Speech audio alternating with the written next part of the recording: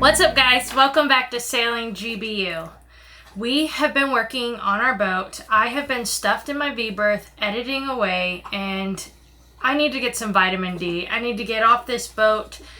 A lot of times the videos you guys see after we film them and we have fun at the islands, like the last video, then I go back in my V-berth and I edit for about 2 days straight. So I'm ready to get out of and off this boat. So we're going to go to a cool little island called, what is it called? We're just going to check out the islas around here, around Culebrita. There's some islas. Yeah, the islas. You know, I'm an island boy. Don't make me say it. But, yeah, we're just going around checking out some of the cayos, the keys that are around. And, you know, getting Big Mama that vitamin D that she needs.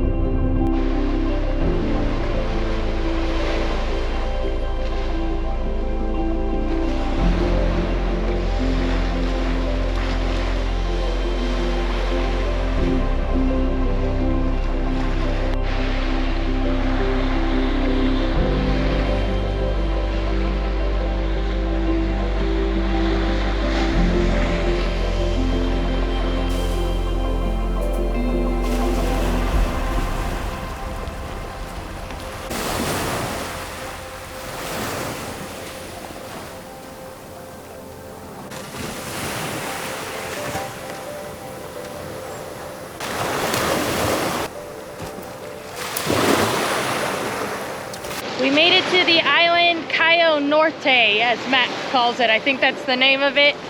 This is the island that has the nice surf that he wanted to sail to, so here we are. It has nobody living on it, population 0, and it seems awfully beautiful.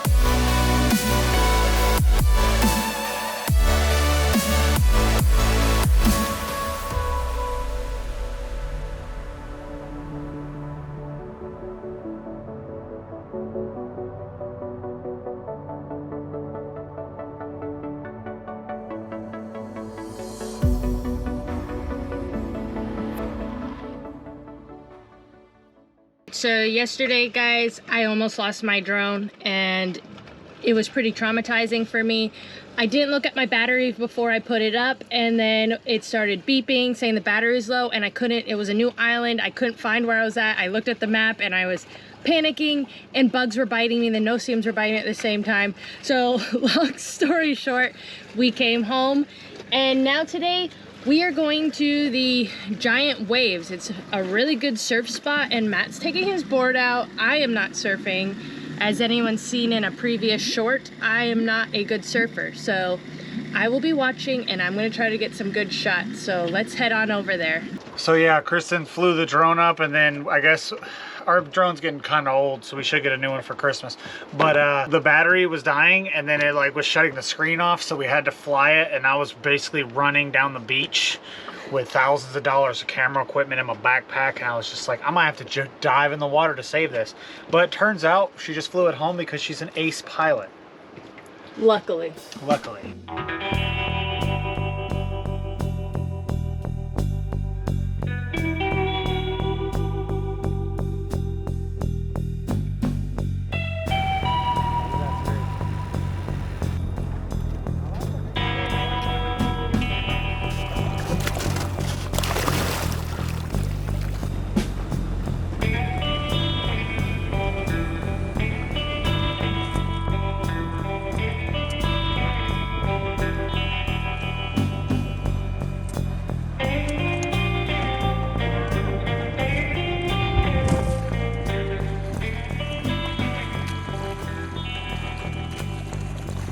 Did you get the wax?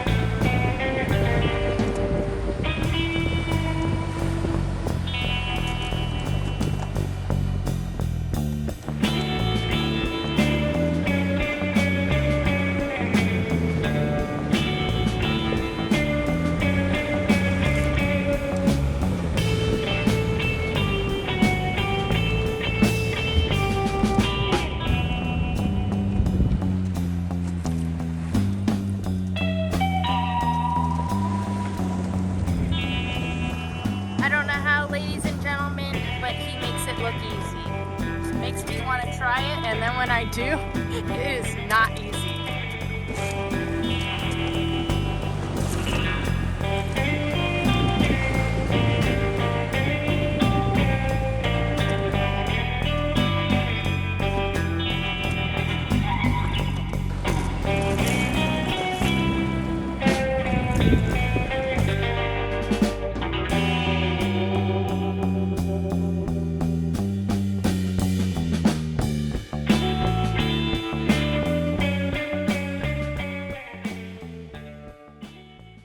Alright guys, we are heading off from this anchorage. We had a lot of quiet time, relaxation time here, got a lot of sun, surf, but we are heading off to what we think is going to be our last anchorage before we're going to get the boat ready to head back to the U.S. We are planning, we're going back and forth if we were going to sail back to Fajardo and keep our boat safe there, or if we were going to stay in Culebra. So we believe we're going to leave the boat in Culebra, and that will hopefully be safe. We'll have someone take care of Bear, hopefully, and...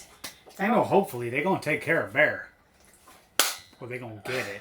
Now, I got plenty of boat homies here in Culebra that are very active into the mooring field and the anchorages, so I say we gotta feed Bear twice a day, give her some pets, and he said, you know what, dog, I'm down. I can do that. No problem. I got y'all. So that's that. So where are we going? So we are heading to Luis Luis Peña. Peña. Luis Peña. So we've been there one time. We didn't get to spend much time there. It's beautiful. It's like a tropical paradise oasis. Like all these islands around Culebra are like the most beautiful places in the world to me, but I haven't been to that many places, but it's still really awesome. So we're gonna head there today, and I'm excited, and it's kind of bittersweet because 2023 is coming up. It's probably 2023 when you're watching this video, but for me it's not 2023 yet, and we got big plans for 2023. So let's get sailing.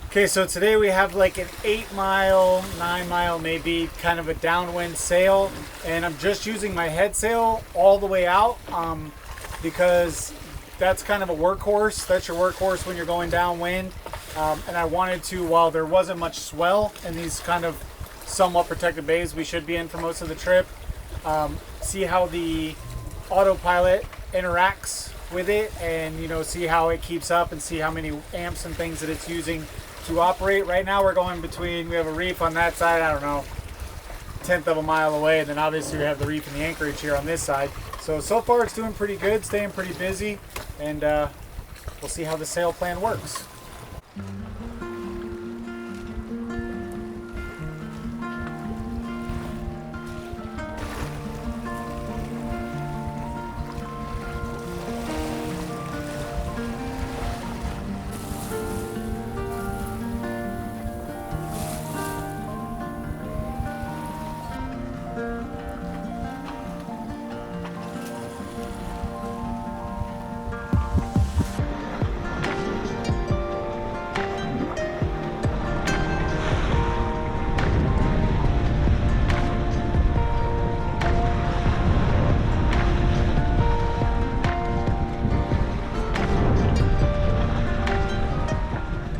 Alright y'all, so I'm getting ready. I think I rounded the punta here.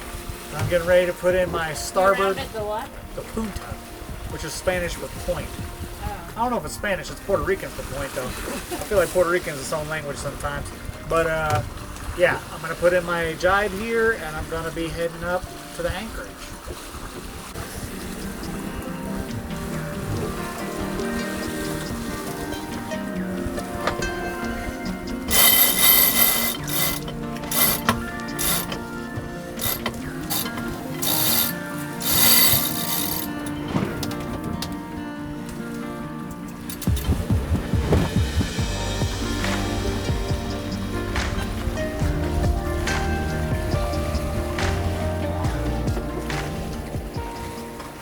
So I was nervous to come around this point because we just passed, finally, a very nerve-wracking checkpoint that we had. It was some time ago we were here sailing and Kristen was having a great sail just like today. We were having an awesome time, and then the steering cable completely broke and fell down and we lost steerage, and I had to put my emergency tiller in and go over to that anchorage, which was the rolliest anchorage of all time. So I'm down in the mist of the depths, and then I called my dad, and it happened that day that my favorite grandma had passed. So I had a really sad day, but I'm happier today that this is gone. And I'm just here to remind you, old Uncle Matty J is here to say, if you still got a grandma, you love her, give her a call and say, hey Gams, hey Gam, Gram, hey Granny, hey Meemaw, hey Gigi, hey Mama. Tell them that you love them, because you ain't always going to be here, and you're going to be wishing. One day you're going to be sailing by somewhere and saying, man, I wish I could just call my mom. So give them a call.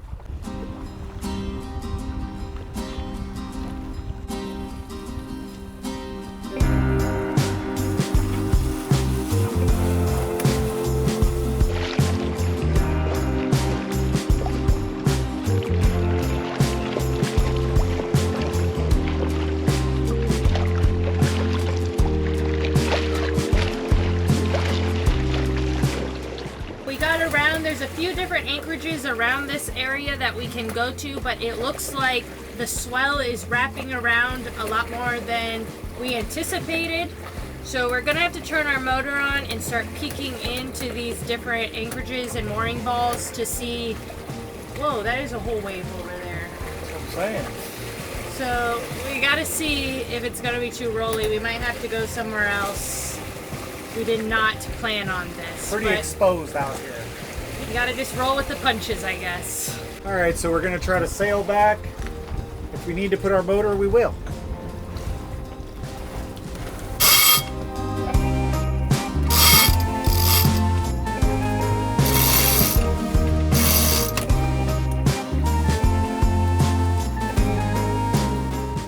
So as we were up there looking around the peak, being sailing purists, we saw this catamaran motor by. And it was way too early up there, so we said, well, there's one mooring ball that might be suitable. There's only one. So we've been racing this catamaran. He's stopping at every single They've stopped at every single ball, and they've kept it moving. So we're pretty close. We might not beat them to the one, because they're going to take ours. Ours is the last one. So it's one thing that my monohull brethren have to go through, and that's catamarans motoring up and stealing the mooring balls right in your face. It happened to us at Palomino one time. It's happened to us a couple times. But today, it ain't happening to us. We got the Red Devil humming down. Clifford's barking and galloping. We're saying, giddy up, boy.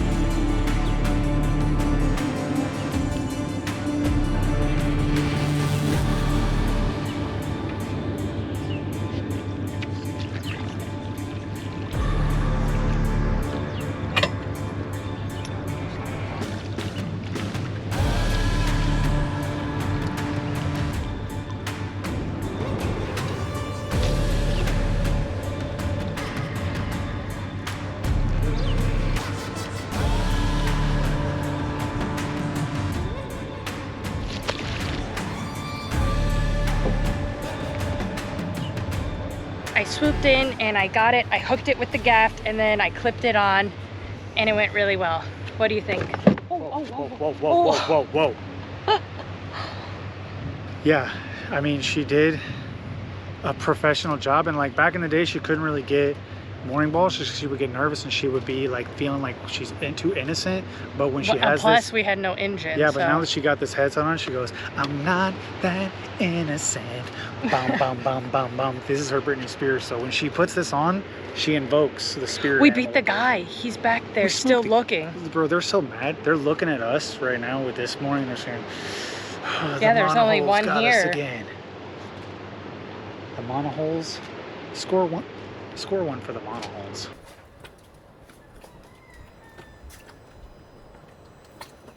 Now when you win your race, I like to play psychological warfare, and I go out on my deck and I have this right here, my Cuervo, and I pour myself a full glass and I just start drinking. So they think I'm the most hardcore alcoholic pirate, but really this is just sweet tea. Mama, I made your sweet tea recipe. It's basically half sugar and half tea and water. But yeah, I just do that to trick people. So if you ever see me drinking a whole Cuervo bottle, my liver can't take it. I'm just pretending. You're so funny, Matt. I'm so funny.